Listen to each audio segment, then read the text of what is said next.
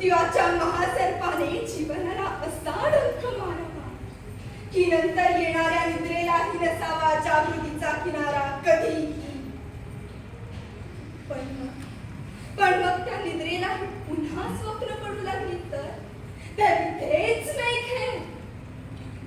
नव्या स्वप्नांच्या अनोळखी प्रदेशात प्रवेश करण्याचा धीर होत नाही आणि म्हणून आम्ही सहन करतो. हे जुनं जागे सहन करतो प्रेताच्या निर्जीवपणाने अभिमानावर होणारे अत्याचार, अस्तित्वाच्या गाभाऱ्यात असलेल्या सत्वाची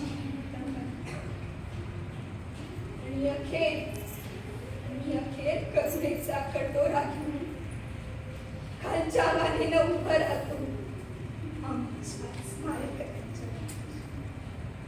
विधात्या इतका कठोर का झाला?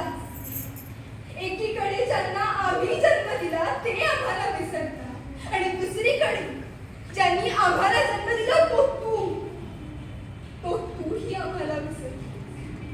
मग आता या विस्कटलेल्या हाडांचे हे चापळे घेऊन हे करू नका. आम्ही खेळल्या